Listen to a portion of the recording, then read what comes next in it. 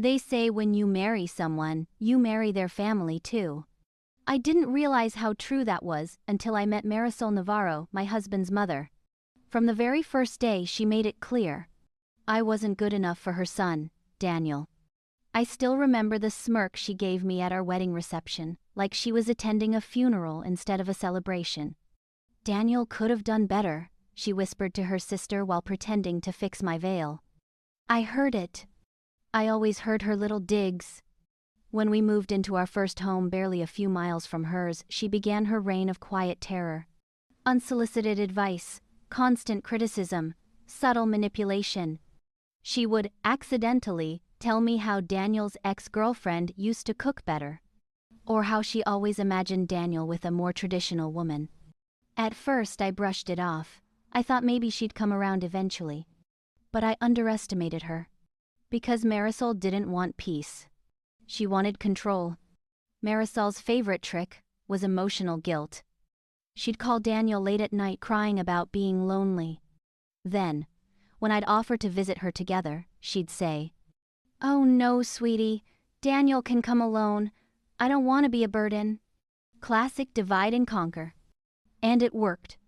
Soon Daniel started visiting her more often without me. And when I asked about it, he said, "She just misses me, Alina. Don't make this bigger than it is." But behind those visits, Marisol was sowing poison.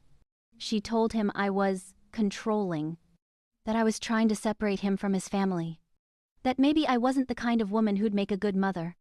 The manipulation was surgical. Daniel started doubting me slowly, subtly. It wasn't yelling or fighting, it was distance. The kind that creeps in without sound until you wake up feeling alone next to someone you love. But then came the first reveal. One evening, Marisol called Daniel while he was in the shower. The phone was on speaker, and I heard her voice clearly. "Daniel, honey, don't tell Alina I said this, but she's been changing you. You're not the same. You sound unhappy." Then she laughed. That mocking, self-satisfied laugh that made my blood boil. When Daniel got out, I calmly told him what I heard. He brushed it off. "She didn't mean it like that," he said. "You're overreacting again." That was her greatest weapon, making me look irrational. So, I stopped reacting. I started watching, listening, collecting. I began saving her texts, her voicemails, her little comments. Every manipulation was another thread in the web she spun. But what she didn't realize was that I was spinning one too. The final straw came 6 months later, our anniversary dinner. Marisol surprised us by showing up uninvited at the restaurant Daniel had booked for two. She slid into the seat beside him, pretending not to notice my shocked face. "I didn't want my baby celebrating alone," she said cheerfully. Throughout dinner, she dominated every conversation, corrected everything I said, and even ordered for Daniel like I didn't exist. When the bill came, she looked at me and said, "Oh, Alina, you should let Daniel handle it. It's his duty as a man." That night, something inside me clicked. This woman didn't just want to meddle. She wanted me gone. So I decided if she liked playing games, I'd play too. But I'd play better. Over the next few weeks, I encouraged her behavior. I'd smile, agree with her fake advice, and let her think I was surrendering. I even gave her little updates about Daniel's work stress or minor disagreements. We had just enough bait for her to feel powerful. She took it, hook, line, and sinker. Then one day, I recorded a phone call between her and her sister. Marisol was bragging. "I told Daniel that Alina's not stable. Once he sees her emotional side, he'll start pulling away. I'll make sure she cracks first." My hands were shaking when I replayed it. It wasn't paranoia, it was proof. I didn't confront her yet. No, that would be too easy. Too small. I wanted her exposed, publicly. So, I planned the perfect setup. Daniel's birthday was coming up, and Marisol offered to host a family dinner. That's when the idea hit me. If she wanted an audience, I'd give her one. During the days leading up, I played the obedient daughter-in-law. I brought her flowers. I cooked with her. I told Daniel I was trying to make peace. He started relaxing again, finally believing things were improving. But what he didn't know was that the dinner she planned was going to be her downfall. The morning of the dinner, I sent Daniel a few screenshots from an unknown number. They were the texts Marisol had sent her sister. "Tonight will be interesting. I'll make Alina look like the villain again. Daniel always defends his poor wife, it's so cute." I knew Daniel wouldn't tell me about it right away. He'd hold on to the confusion until he saw her in person. That's exactly what I needed. The dinner started perfectly, Marisol smiling, Daniel relaxed, everyone chatting.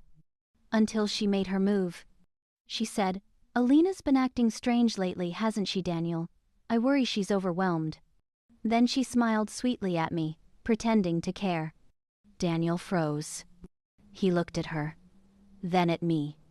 And then he said, "That's interesting, Mom, because I saw your texts." The room went dead silent. Marisol's smile faltered. "What texts?" she stammered.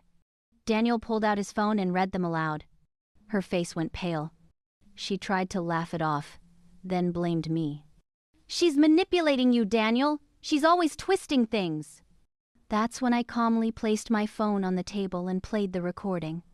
Her voice filled the room. "I'll make sure she cracks first." You could hear a pin drop. Daniel's jaw tightened. His father looked furious. Marisol's mask completely shattered. "Mom," Daniel said quietly, "you've been trying to destroy my marriage." She started crying, playing the victim as always. But no one bought it this time. After that night, Daniel stopped visiting her for a long time. He saw everything clearly now. Marisol's social circle caught wind of the incident, especially after Daniel's aunt, who was there, told everyone. Marisol became the talk of the neighborhood, no longer the respected matriarch, but the mother who ruined her own son's marriage.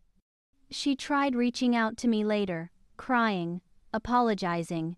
I accepted the apology, but not for her sake. For mine. Because the real revenge wasn't her humiliation.